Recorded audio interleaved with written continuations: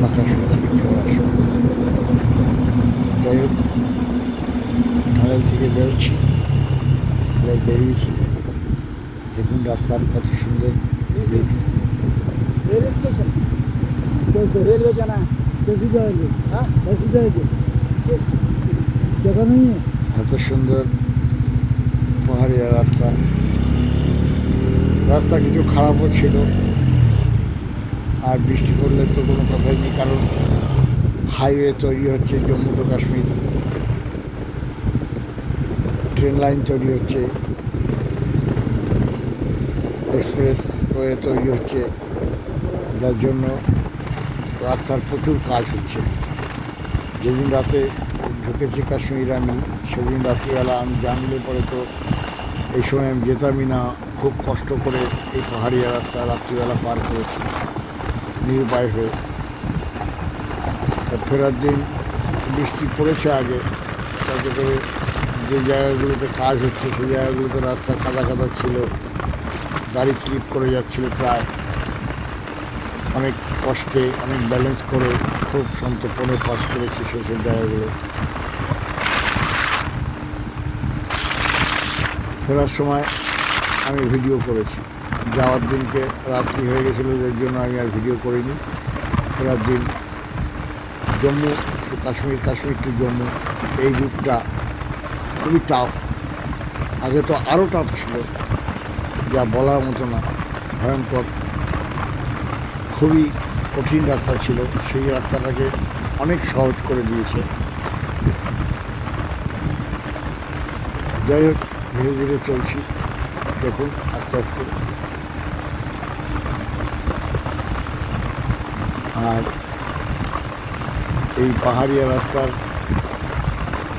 এখন চারপাশের বিউটি, যত কৃত্রিম আনুষঙ্গিকভাবে কৃত্রিমভাবে এই শর্টকাট রাস্তা, পাহাড় কেটে গুহা বানানো, তত অবশ্যই চারপাশের সৌন্দর্য নষ্ট হবে। মূলত ইন্ডিয়া পাকিস্তান, ইন্ডিয়া চায়না যুদ্ধ লাগে করে লাগে না, লাগে না, কোনো ঠিক নেই কখন যুদ্ধ লাগবে, কখন কী হবে। যার জন্যই এই রাস্তাগুলোকে খুব অল্প সময়ের মধ্যে যাতে বর্ডারে পৌঁছানো যায় এবং খুব ইজিভাবে যাতে পৌঁছানো যায়, যার জন্য এই টানেলগুলো আরও বেশি করে করা। কারণ রাস্তা তো এই একটাই, লাদাখ যাওয়ার রাস্তা, বর্ডার এরিয়ায় যাওয়ার রাস্তা, এই রাস্তা দিয়েই যেতে হয়। যার জন্য নিজেদের সুবিধার্থে, মানুষের সুবিধার্থে তো অবশ্যই আছে, দেশের সুবিধার্থে এই টানেলগুলো বেশিরভাগ করা। চারপাশের সৌন্দর্য যথেষ্ট রয়েছে, এখন প্রচুর রয়েছে। এরপরে ট্রেন লাইন হবে, এরপরে ন্যাশনাল হাইওয়ে হবে, যেটা নাকি জম্মু কাশ্মীর মিট করবে। আরও সুবিধা করে দেওয়া হবে। তখন খুব অল্প সময়ের মধ্যে যদি কখনো কোনো সময় পাকিস্তান কিংবা চায়না কোনো রকম হরকত করে, তাহলে তার মুখ্যম জবাব দেওয়ার জন্য সাথে সাথে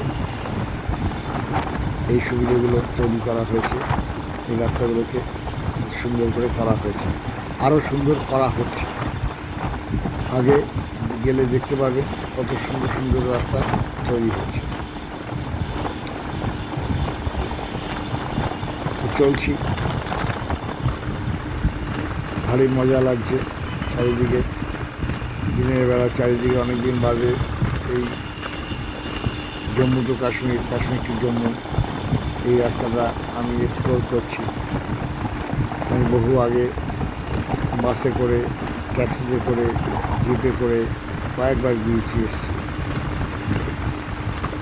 তখন তো আরও সুন্দর ছিল, কিন্তু রাস্তা ছিল ভয়ানক, সরু সরু রাস্তা, গার্ডওয়াল ছিল না রাস্তায়, রাস্তা ভাঙাচুরো ছিল। একটা একটা গাড়ি গেলে আরেকটা গাড়িতে দাঁড়িয়ে থাকতে হতো। এইভাবে করেই পাস করেছিলাম। দেখুন এই ছোটো ছোটো টানেল এরকম অনেক আছে, অন্তত 6-7খানা আমি এরকম টানেল পাস করেছি। তো ভিডিওতে সব টানেলগুলো এসছে কিনা জানি না আমি, তবে এগুলো এখন করছি একটা একটা করে পার্ট বাই পার্ট। দেখা যাক, যখন এটা দেখবেন, স্ক্রিন বড় করে নিয়ে দেখবেন, ভালো লাগবে। পুরো স্ক্রিন করে নিয়ে এডিট করার জন্য এইরকমভাবে এখন দেখাচ্ছে, স্ক্রিন বড় করে দেখাই যায়, কোনো অসুবিধে নেই।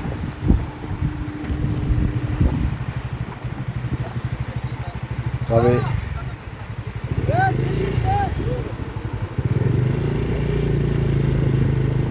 কাশ্মীর থেকে জম্মু ফিরছি, বাড়ি যাওয়ার তাড়া রয়েছে, তার মধ্যে ভিডিওটা করছি।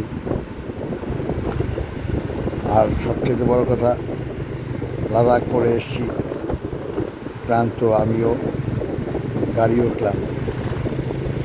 তাই যতটা পারছি চারপাশের সৌন্দর্য ক্যামেরায় বন্দি করার চেষ্টা অনবরত চলছে। রাস্তা আছে খারাপ, কিছু রাস্তা আছে যেগুলো নাকি এখন কাজ হচ্ছে, সেভাবে করেই চলছি। যাই হোক, দেখতে থাকুন, খুবই সুন্দর, এখনও প্রচুর সুন্দর চারপাশের বিউটি ধরে রেখেছে জম্মু কাশ্মীরের এই রাস্তা। কিছু কিছু জায়গাতে রাস্তা নতুন করে জেসিবি দিয়ে ভেঙে নতুন করে রাস্তা তৈরি করছে, যাতে করে যেখানে যেখানে অসুবিধা আছে ব্রিজ বানিয়ে নিচ্ছে।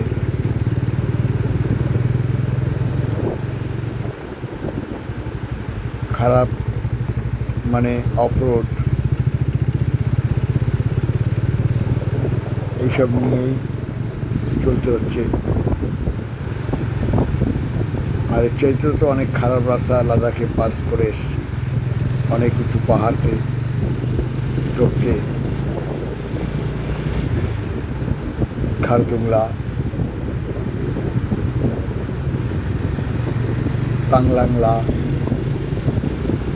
জাংলা, বড় অদ্ভুত অদ্ভুত নামগুলো যত চর্চার মধ্যে ছিল তত মনে ছিল। এখন যত আস্তে আস্তে দিন যাচ্ছে, লাদাখ ছেড়ে চলে এসেছি, নামগুলো আস্তে আস্তে কিছু কিছু ভুল হয়েও যায়, মনেও থাকে না।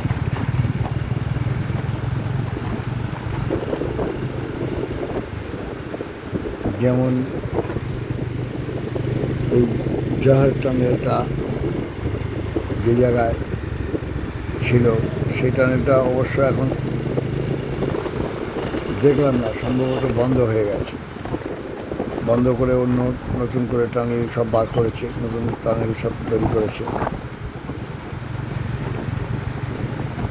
চলছি তো চলছি, ভারী সুন্দর।